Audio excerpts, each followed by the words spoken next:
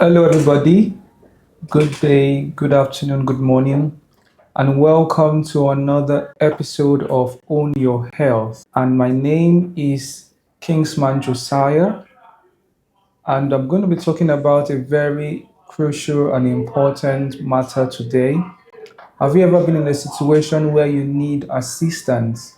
Perhaps you are going through a situation where you know you need a legal assistance, you've been falsely accused, and you need to be defended, but you do not have the whereabouts or the know about in that case. Today, I have an expert here, and she's going to be talking about how you can be helped, and trust me, you won't believe it's just free. And today I have with me an amazing person, a legal practitioner, in the person of.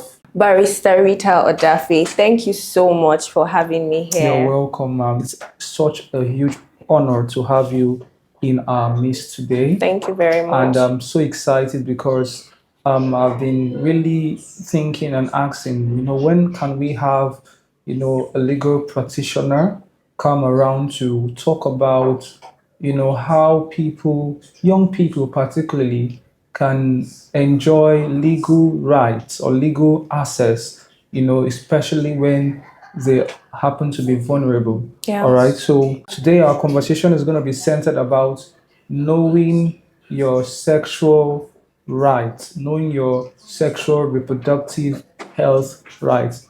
And I'm going to start first by asking, what is sexual reproductive health rights? All right, thank you so much, Kingsman, for having me Yes, once ma'am. again. So, diving right into it, sexual and reproductive health rights simply means the rights an individual has to control their body, to control their sexuality. That right gives Nigerian citizens the liberty to make decisions about their reproductive health and their sexuality. And it entitles them to healthcare, it entitles them to health education, and every other service that promotes their general sexual and reproductive well-being. Oh, wow, that's Yeah, amazing. I would like to quickly chip in that currently in Nigeria, sexual and reproductive health rights do not necessarily form our fundamental human rights. Yes, we have right to health, right to life, right to privacy, but that sexual and reproductive health rights, they don't stand on its own. They don't stand on their own. They are not part of our fundamental rights. And yes, the government, they are doing a lot in the health sector, but considering the fact that so many issues stem from sexual and reproductive health rights, we have fistula, child marriage, ritual killings, domestic violence. I think they should look into that. Oh, beautiful. Thank you so much for that Thank you. explanation. But then I also want to clarify on something. This sexual reproductive health rights, is it only one gender based? Is it just more about the girl child, woman? That's a very good question. In Nigeria here, when we're talking about sexual and reproductive health rights, what comes to everyone's mind is, oh, the girl child. We have like, I think maybe 4 or 5 different Mother's Day in a year. There's child day of the International Girl Child. And I think there's just one Men's Day. So when you talk about sexual health and things that relate to sexuality, reproductive health, the first thing that comes to mind is the girl child, is the woman. But that is absolutely wrong. That is absolutely not the case. That is a misconception that has gone on and on for years, because men also fall victim to sexual abuse. We hear stories of men that were raped by a gang of women. We've heard stories of men that were castrated, their organs were also harvested. So I think the nature of men is they tend not to talk too much about these things. They do better, keeping it inside and making time wear it out. But women, we like to talk. So it seems like, oh, when we talk about sexual and reproductive health, it's just about the women. But no, men and women do have sexual and reproductive health, and they are both entitled to those rights. Okay, so that's a very amazing enlightenment because I think we should have that, stated and clarified. So with that clarification, I can be able to say our conversation is both gender, is both gender Exactly, based. All right. exactly. So, and that brings me to my first and most important question.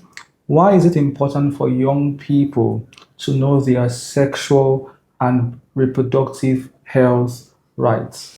Yeah, that's a very good question, especially considering the fact that sexual and reproductive health rights are not specifically stated as fundamental rights. So it behoves on each individual. You could be a young person, you could even be a parent wanting to protect the rights of your child. You have to inform yourself, you have to educate yourself, enlighten yourself, go out of your way to know about these laws scattered across all our legislative enactments, because it is only when you know your rights, that's when you know the True. laws to actually enforce. You know, there's this act, Violence Against Persons Act. I think that is the only act in Nigeria that specifies that both a man or a woman can commit rape. But in Criminal Code Act, Penal Code, it is only the women that can be raped, but men cannot be raped. But in the Violence Against Persons Act, both a man and a woman can be raped. So You there are can be some, it victims can be victims of of rape, I rape. beg your pardon. So I said all that to say that there are laws that actually protect one's sexual and reproductive health rights. So we should go out of our way to look for those laws and enforce them, because only when you know your rights, you know what exactly to enforce. So this is very profound, and as a youth champion, I think this is something we need to um, advocate for Yes. as young people who are trying to make a difference and trying to change the narrative. All Yes, right. please. So on that note, I want to know what common legal misconception do you come across when it comes to sexual reproductive health rights? Because I believe that obviously there are so many things that comes to your table. And just to add and to say, Exactly. Ma'am Rita here works with the Citizen Gavel, Yes. and they make sure that you get the privilege to whatever thing you're being, perhaps, for example, you have a case, Yeah. you're being accused of something like I Yeah. mentioned earlier, and Free you do not legal have services. the Yeah. freedom to go through that knowing that you can be defended. You don't have sources of Funds. support. Yeah. Yeah, her organization, which is a non-governmental organization, caters for all of these. All right. So that's what they do, which we're going to be learning a lot more about today. All right. So in your organization, which is the Citizen Gavel, Yes. all right. So I want to ask, what is the common legal? Because I believe a lot of cases, a lot of legal Yes. misconception takes place, and or a lot of legal cases takes place in your organization. Because as a youth champion, I want to know which one we need to really address in Okay. respect to young people. What is a very common case Okay. within your organization? Okay. So your question is like twofold. The first part is the most common misconception Oh, about let's sexual, start first with the most common common case we cases handle. Okay. because we want to get on that. Then Okay. we'll go into the Okay, all right, all right. misconception. Thank you so much for the clarification. So, our organization deals generally with criminal matters, indigent people, people that can't afford the services of a lawyer, like you rightly said, sir.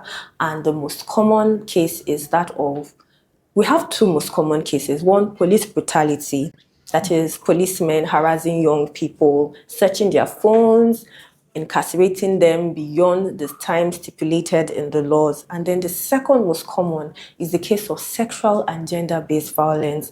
You know, a man beating his wife, a man beating his girlfriend, tying her down, a man raping a woman, and also tech facilitated sexual and gender based violence. It's quite novel, it's quite new because it's a fallout of the internet. You, a lady chats this white man up. The white man asks her, "Send me some of your pictures without clothes." She innocently sends those pictures, And then she realizes over time that this man is not any white man. He's just a random person down the street. And he's saying, I'm going to send this to your church group if you don't give me money. So those are the cases that we handle, most of the cases that come up frequently in our organization. Oh, wow. And then in the long run, these people become victims. They They become become victims and they tend to seek for help exactly. and they have to come down to your organization. What is a legal misconception you come across about the sexual reproductive health rights? Yes, this is a very profound question. A major misconception victims of sexual violence have, or the most common misconception about sexual and reproductive health, is that it's about the victim, it's about the survivor. Here is how. Permit me to tell a story about Mary. Mary was a student, was dating a cultist in school, and then she was raped frequently, tied, suspended on air, left without food for a day or two. And she was introduced to organization. We swung into action, arrested the cultist. He was in prison and then realized that Mary is pregnant and the cultist is asking her, give birth to the baby, let's use the baby for rituals. I'm trying to paint the picture that this cultist didn't care about this Mary girl at all. By the way, Mary is not her real name. To cut a very long story short, we had already paid a lawyer to handle the case. We had even given her some welfare support to support her and her growing child in her womb and things like that. And then all of a sudden, Mary said, I'm not doing again. God said I should forgive and forget. I'm like that. This is not about you. It is about other people too. What if this cultist relocates, find another lady to extort, and does exactly the same thing he did to you to another person? So that's a common misconception survivors of sexual violence have. They believe it's about them, and they just call the case quits. They just call quits at any time because, they are maybe still emotionally attached to their abuser, or they are thinking, oh, in the case if the abuser is their husband, how will I take care of my children? Where will I move to? But it's about, providing a better society for everyone. These sex offenders, most times they have this pattern of continuing perpetrating that offense. And so once they are behind bars for good, we're sure that, oh, the society is free from one sex offender. True, very true. That's a very true statement. And to also add, I think that story you just narrated is a true life story, It's a right? true life story. You can see. So it's important that we have this understanding. It's going to help us as people, mostly as youth champions, to be able to champion a different cause in the society. All right. So I also want to clarify because talking about misconception, what do you think about the misconception that this whole sexual reproductive health rights is mostly about the woman, about the girl, about ladies? What do you think about that? Yes, we spoke about it not too long ago that when we're talking about sexual and reproductive health, it's just about the female child, the woman, the one who carries the child. But men also are actively involved in sexual and reproductive health. They also fall victims to their rights, sexual rights being violated. And so I think that is why I'm very excited when I see platforms like this that talk about owning your health, men to have a say, men to have rights to be protected. And another thing I would like to add is that, when we meet people that have their sexual rights violated, all we do is to provide them with legal support. The case of Mary, for instance, that's not her real name. She needs health care. She was a student in a university, pregnant with an unwanted pregnancy. So she needed that psychological health care. She needed that emotional health care. She needed that, physical health care, medications, feeding well, everything. So own your health. Platforms like this really go a long way because I kept on thinking to myself, yes, we're providing her with legal support, but who is going to take care of her health wise. And she needed all the healthcare in the world. Her father was a pastor. Her mom, they didn't want to really have anything to do with the baby and everything. So she needed that, that support. So I'm always so excited when I see, health, civil society organizations doing this amazing work that you guys are doing. All right, thank you so, so much.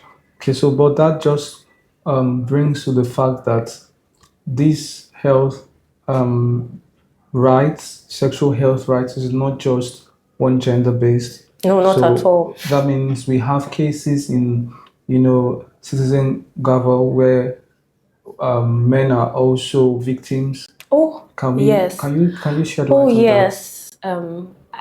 This young man reached out to us through our helpline.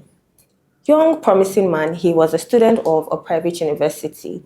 He confided in me that some men were in his school were bullying him. They found his nude pictures. I don't know how. It was very, very explicit, and they said they were going to spread it around, and he was suicidal. I had to calm him down, let him understand that it will pass.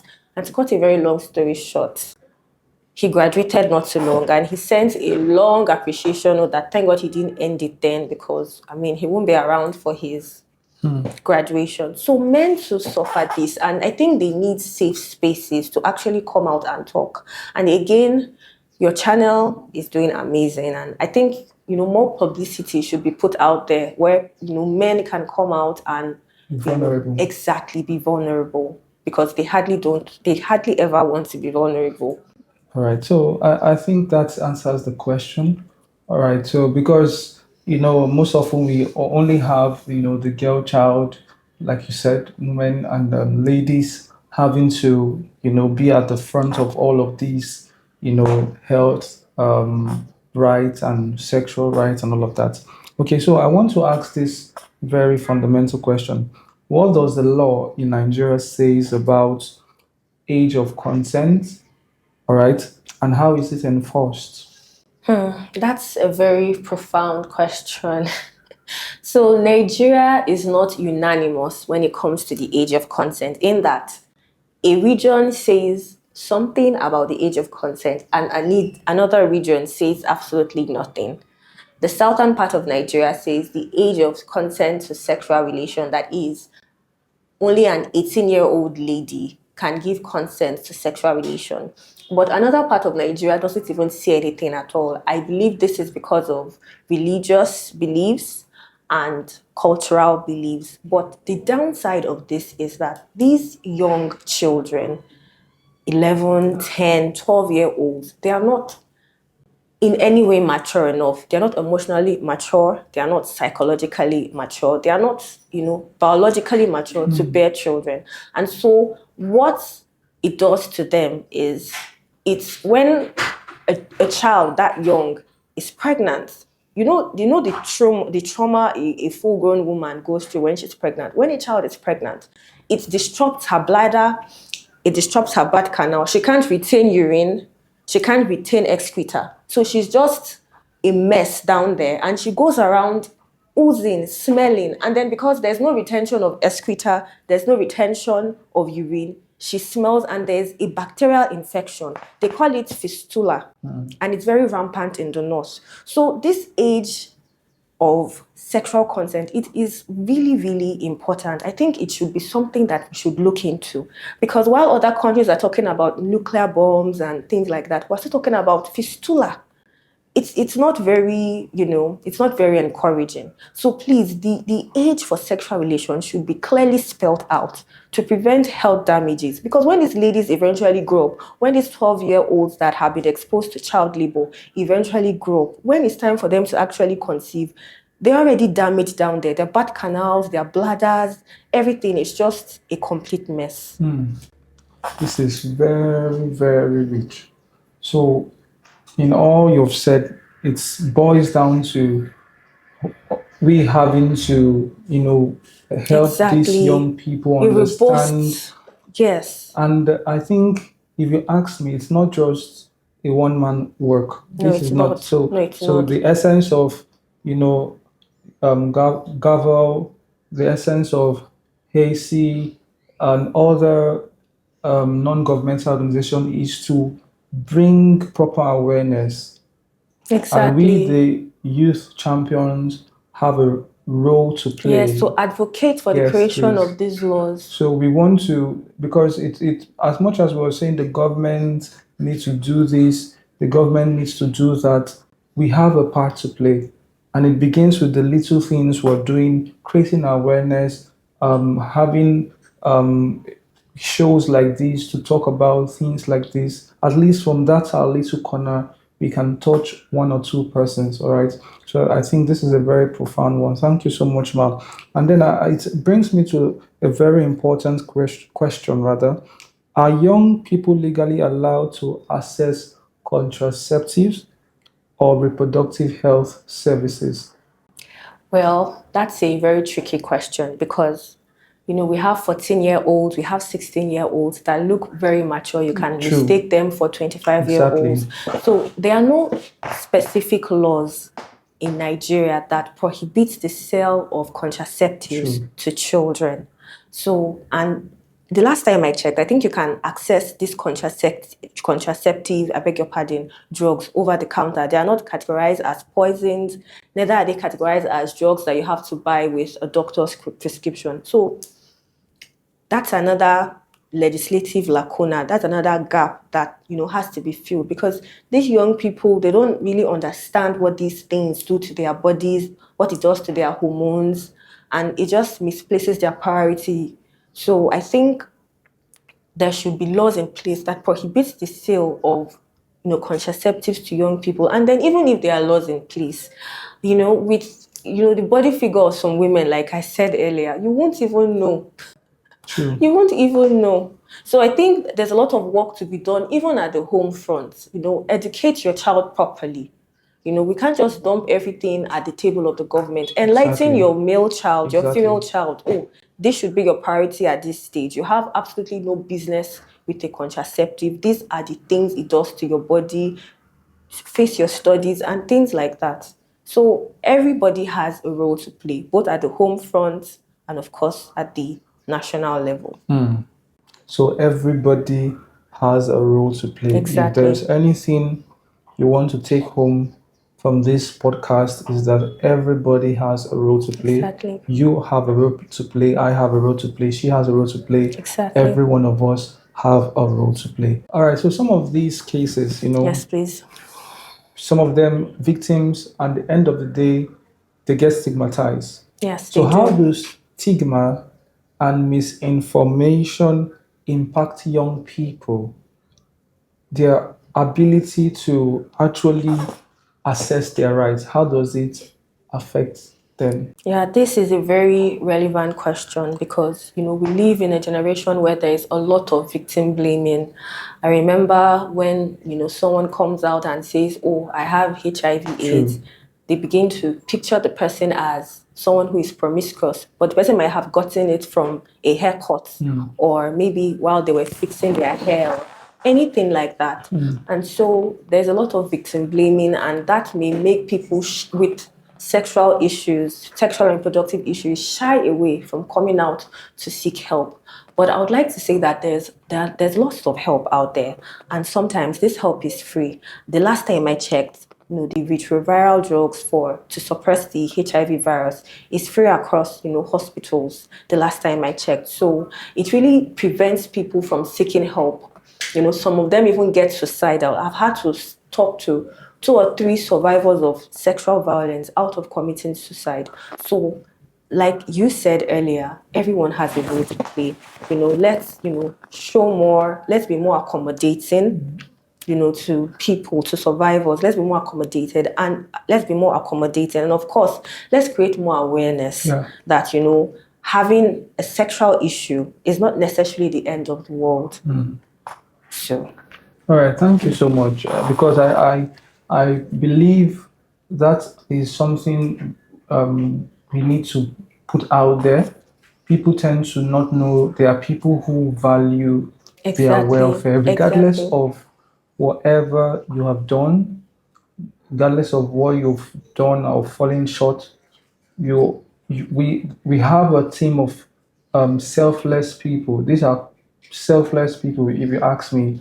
who have chosen to take up the responsibility of seeing that regardless of your situation, we love you, we Exactly. appreciate you Exactly. from the very depth of our hearts. We want to Exactly. see you thrive. There is something in you that even your situation cannot hold bound.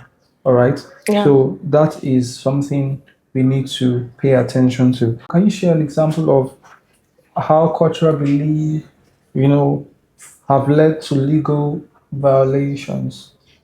Cultural belief. Oh, yes. I think we spoke about that Okay. in the course of this podcast. All right. Some cultures believe that it's okay to give my girl child away at the age of 12, but that's a legal violation in some parts of Nigeria. That's child abuse, that's child exploitation, and that's statutory rape. When a lady that hasn't attained the age of adulthood Yeah. engages in sexual Yeah. relations, that is statutory rape. Whether you have proof that she said she wanted it, she enjoyed it, whether you have proof, once it is established that the child is below the age of 18, that is statutory rape. So that is a clear instance where a cultural practice violates a legal provision. Very profound. So, what does citizen Gavel do to protect or defend, you know, the sexual health, reproductive rights? I know you've talked about a few of them. Yeah. All right. So, but then I want to get it specifically for, particularly young people. Okay. All right. Young people in particular who do not have, sometimes they are in a situation, you can see a young child who might have done something wrong, particularly maybe in the course of going to school, in the course of having friends and living youthful life, and they do something. The first thing that happens is that they cannot even tell their parents. First, because they are still under their parents, right? Yeah. So the consciousness of, if I tell my mom, my dad, I'm going to be in hot Yeah, they're soup. going to kill me. So first of all, that's a situation. So how do your organization help? Because those people now need, perhaps for example, she is pregnant and she needs to go around the situation. Perhaps she needs to make sure the person is responsible Definitely. for that situation. And parents are saying, I don't care. What my own is, that child is not coming to this house. In fact, anything you want to do is left to you. So Yeah. I'm going to be asking two things. How do you handle cases like that? And how do you also see how to settle such conflicts in family where parents are like, this situation, we're not interested in it, and they don't want to be a part of it? Do you take All away right. those and just focus on the situation itself? All right. So, thank you for that question.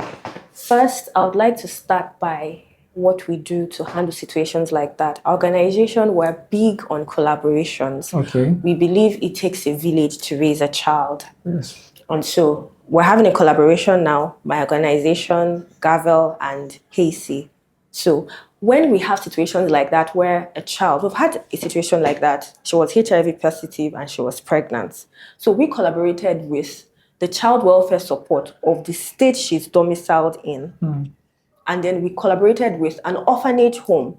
This is because of course the lady was living with her grandmother. The grandmother was blind, so there was no parental figure around her. That was how she was raped and infected with HIV. I beg your pardon, she wasn't pregnant, she was just raped and infected with HIV. So we collaborated with the child welfare support, the civil defense office, and of course an orphanage home. Then aside that, we also wrote to the Ministry of Education that this is the situation on ground and she needs to sit for her exams, because there's this exam they take in JSS 3.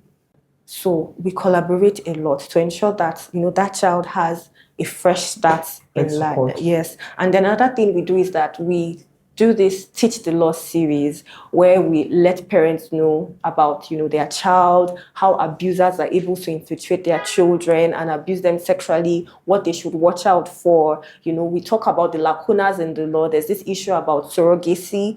There's no law governing surrogacy, but, intending parents that are looking for children, they engage in surrogacy, and we don't know if these surrogates are being exploited because so many things are altered in their body, their birth canals, their physique, and then for another person's child. So there's no law stating this is the compensation, the monetary value, this is who the child belongs to. If the child is deformed, this is what happens. There are no laws. So we advocate for the creation of laws to fill those legislative lacunas. And of course, we hold institutions accountable. If we believe the judiciary didn't deliver a judgment well, we can analyze the judgment and say, oh, you didn't follow this law is in place, but you didn't follow it.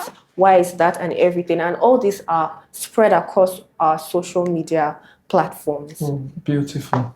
Beautiful. So what we've just heard explains it all. So if you are having a situation, um, you're a young person, just like myself, you know, standing on behalf of the youth champions, and I'm saying that you can be rest assured for us to be able to get the right source of help to you.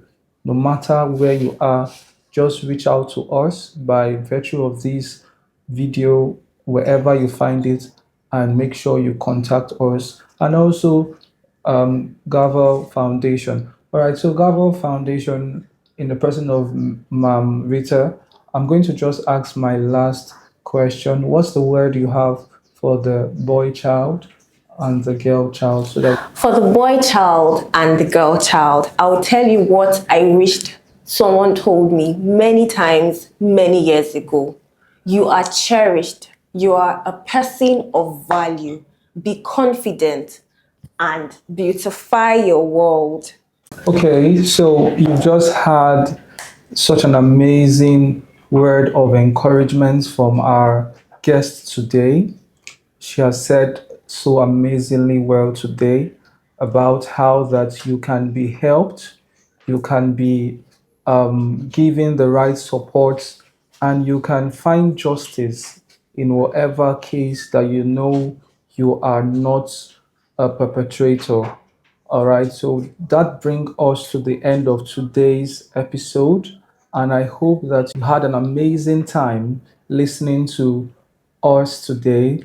And on this note, I want to say that this was an amazing section, and I hope you enjoyed it. If you do, please do drop a word or two on the comment section, and we hope to have you next time. And for today, I want to say, own Own your your health. health.